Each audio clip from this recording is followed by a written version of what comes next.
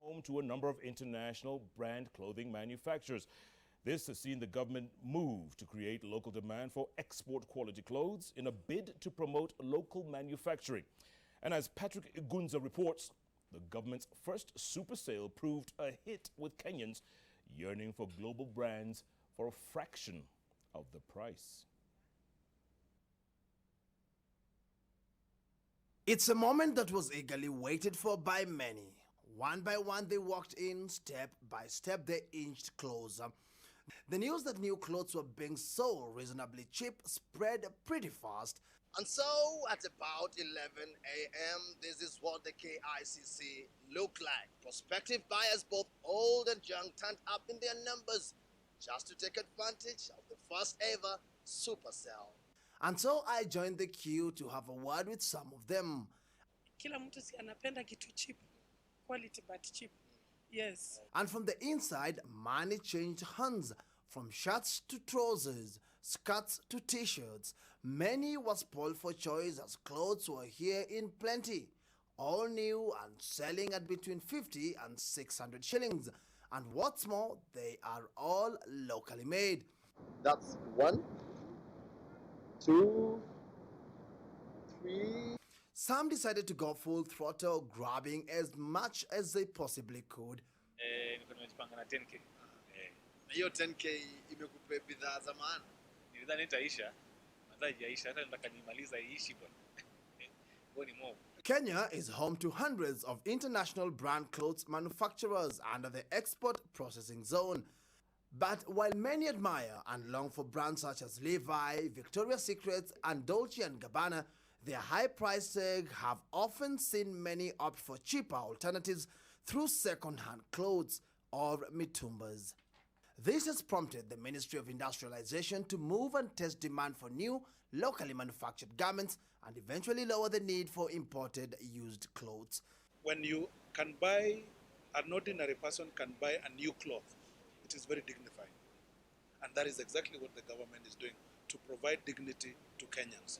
The government plans to ensure 20% of clothes made for the export market are available locally. Next month, the sale moves to Mombasa before being launched in other regions. Soon, Kenyans will be buying these clothes in various outlets, but at similar prices. Patrick Igunza, JKL. Patrick, I hope you picked up some cool threads for yourself. In the meantime, Kenya should invest more in research and modern technologies in order to reduce post-harvest losses. This was one of the key messages by stakeholders who attended the first All-Africa Post-Harvest Congress held in Nairobi. Dennis Otieno attended the event, filed the following report.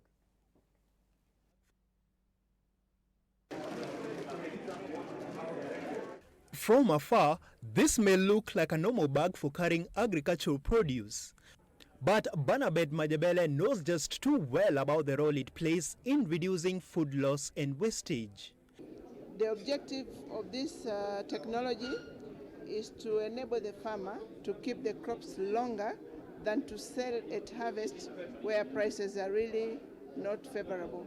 So keeping the crop for 4 to 6 months, the farmer can benefit from the seasonal price difference.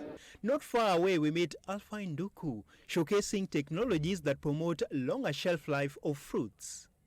The mangoes they would have sold to brokers or they could have been rotten, they come to us in good time and then we are able to preserve them through drying. These are just some of the few innovations being showcased at the first ever Africa-wide Post-Harvest Congress held in Nairobi. According to the Ministry of Agriculture, an estimated 20% of food is lost each harvest season, with scientists concluding more can be done through research. Government really need to invest in research so that we find our own homegrown solutions to these problems. When you talk about losses, they could be what you call qualitative losses and what you call quantitative losses. Quantitative losses are easy because you can measure them. You can tell when it gets the other side is 5 tons, that means you lost 5. A lot of food losses occurs because farmers are not aware of already existing technologies that they can use. So We need to create a lot of awareness. Globally, the Food and Agriculture Organization FAO estimates that 1/3 of the world's available food goes to waste, yet this is enough to feed about 1.2 billion hungry people. Dennis Otieno, Citizen TV. Thank you, Dennis. Now, at the same time, the Kenya Pipeline Company has disputed claims of mega corruption at the state agency. This after reports emerged that close to 40 billion shillings could have been lost in the ongoing upgrade of the country's oil pipeline infrastructure. According to KPC, assertions that the repairs to the current line could be made were untrue, as it would require shutting down the whole pipeline system, which is not feasible. KPC claims the construction of the Line 5 project is earmarked to cost 43 billion shillings, which has been financed through a mix of internal and external finance.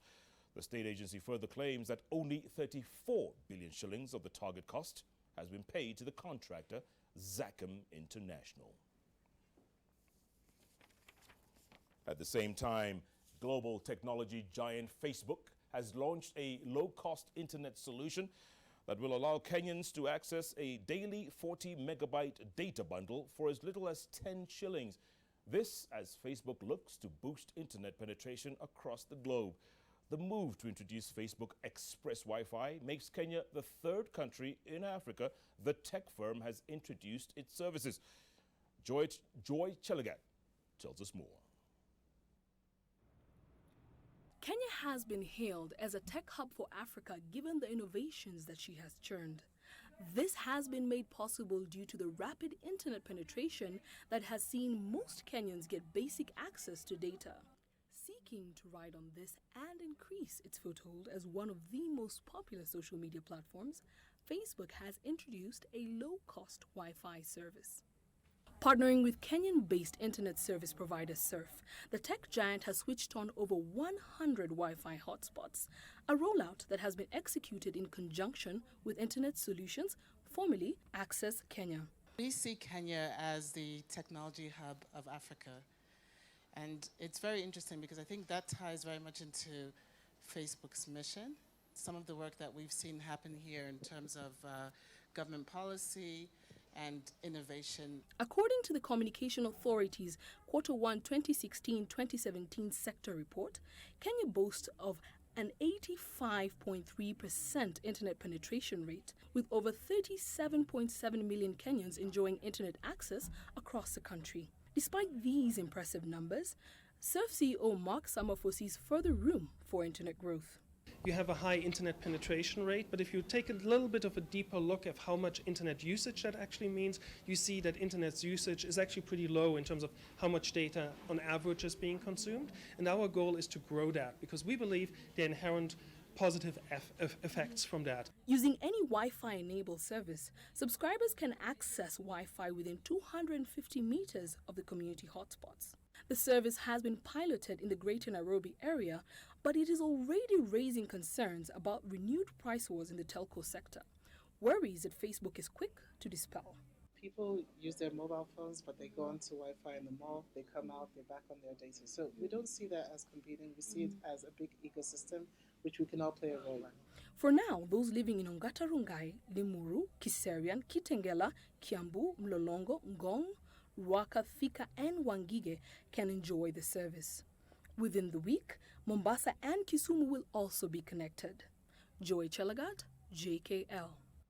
Thank you, Joy. Now, National Treasury Cabinet Secretary Henry Rotich is tomorrow expected to outline how the government will finance the historic 2.6 trillion shilling budget for the financial year 2017-2018. Once again, here's Patrick Igunza with the details.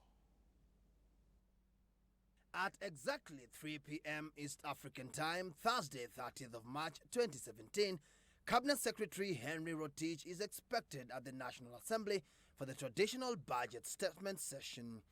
This time round, he will be outlining measures through which the state will be financing its largest budget in history at 2.6 trillion shillings. While the budget estimates as per the current constitution were released in February, the CS will be expected to tell the nation the measures he will put in place to raise the money for it. Already, the Kenya Revenue Authority has been tasked to raise no less than 1.7 trillion shillings in the budget, while the government will be looking out to donor partners as well as loans to plug the 900 billion shillings deficit. In the allocations by the Treasury, development projects will take some 640.8 billion shillings. This is expected to support critical infrastructure and includes an additional budget allocation of 75 billion shillings to the standard gauge railway project.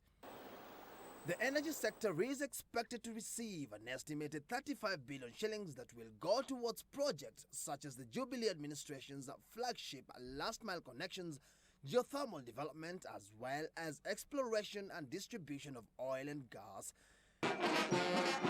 Allocation towards lease financing of police vehicles, medical insurance for police and prison officers, and construction and equipping of the National Forensic Laboratory will form the core of allocations to the security sector.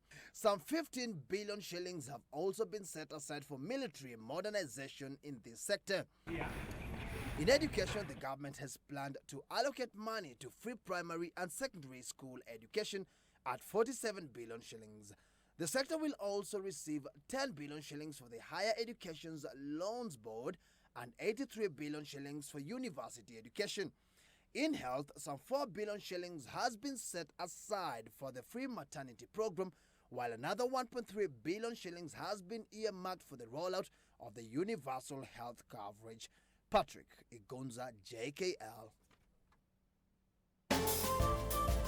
Take the Readiness Index test on www.safaricom.co.ke/readybusiness to find out and get tailor-made solutions for you.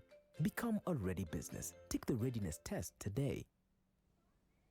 That brings us to the end of business news for tonight. Up next, a roundup of all the sports highlights of the day. Here's Citizen Sports' Bernard Ndong.